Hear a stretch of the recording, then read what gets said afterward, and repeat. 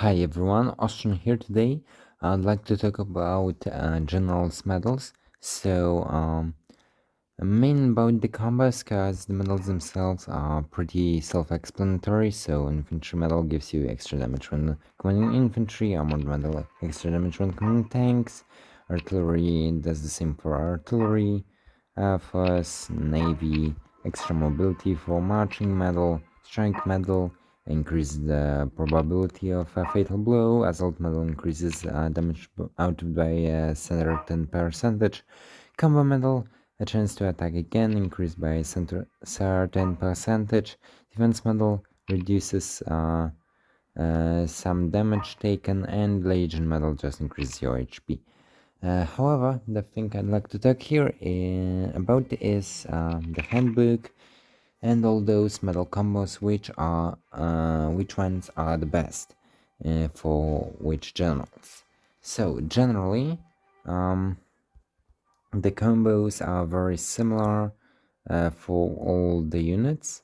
Infantry and navy sometimes they have better combos, slightly stronger than like tanks and artillery. That's because these units are generally weaker.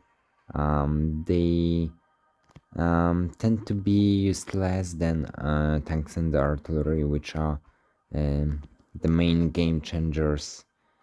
In this game, you don't use infantry or navy that much, so to balance things out, EasyTech made those medal combos slightly stronger. Some of them, not all of them, for some reason. Okay, anyway, let's continue. First, we've got things like, for example, infantry medal and strike medal. That creates a chance to lower enemy morale. Same thing applies for tanks, artillery, everything is the same. So this combo is kind of useless. If you have a couple of generals with this combo, you can really put enemies into chaos, and that's the only case in which it is any useful, but because of the way it was programmed, it's not stackable with outflanking or encircling the enemy, so it's kind of useless. Then this combo with assault medal and the unit medal, this is actually good because it increases your damage output and the damage output of surrounding friendly units. The main thing is increasing your damage output, and the boost for friendly units around you is not that important unless you move in a group, which you rarely do. Then this combo is actually amazing because now we've got like infantry group, we've got tank clusters and everything. This makes it so that there's a certain chance that inactive units around you will join in on the attack. So they must be in range so that they could actually attack the unit that you're targeting. But then you can have up to 2 of your generals.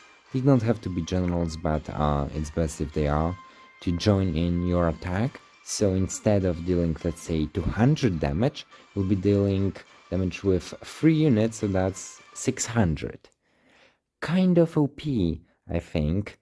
600 damage with a single hit, and of course, those 2 other generals can attack later on this turn by themselves, so that's extra 400 damage, so 1000 damage to a single unit within a single turn with just 3 of your generals. Pretty damn good. Next, we've got the combo with Legion Medal. So this is just restoring some HP per round, self-explanatory.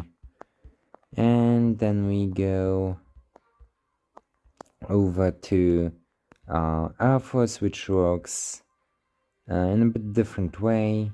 So first, with a strike medal, there's also a probability to lower morale. Carpet bombing just increases the damage.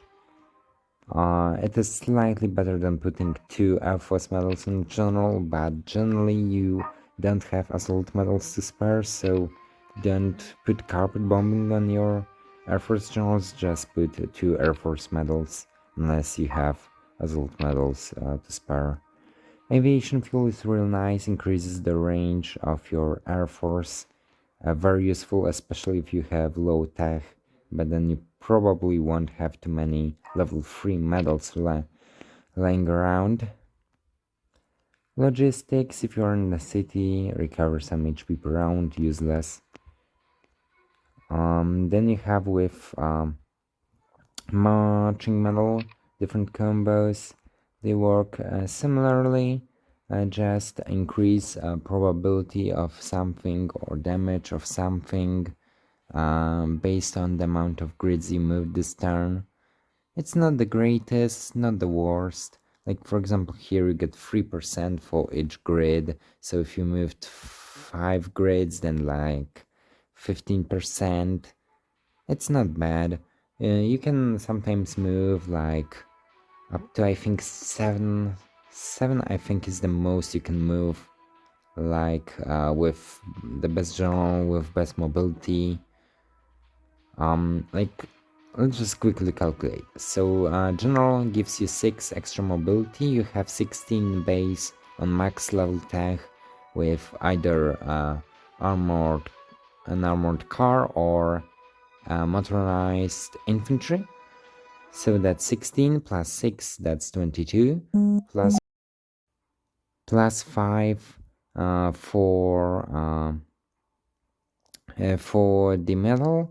So that's 27 divided by 3, that's 9. So actually 9 grids, that's not too bad. But you usually won't be moving 9 grids within a single turn. So it probably will be a bit less than that. But still nice to have. I wouldn't go for it on your main generals, but it's okay, I guess. Then this combo is a bit different because you increase the probability of attacking again instead of having a chance for other units to join in. And with this, you have a chance to avoid retaliation instead of healing some HP. Then you have all those other combos. They're usually like combining 2 combos together. I won't go over all of them. Just maybe expropriation, which is very important, restores 30% of HP of damage done to enemy troop after attack. Very powerful. This is actually the best combo in the game. You should use it definitely on your tank generals built for damage. So that's something you definitely want to have. If you have more Legion medals, but to have more, you would have to buy them from the rotational shop for actual money. Like sometimes bundles with Legion medals come up, and that's the only way to get more of them. So it's a shame, but is there, I guess, wanted a cash grab. Anyway, so you should definitely be using Legion medals on your tank generals and on your other generals if you have some to spare. Then of course that's also a good combo to have.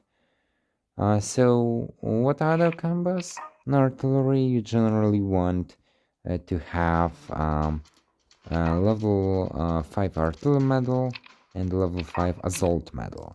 Here, because I don't have that many assault medals, I have 2 artillery medals.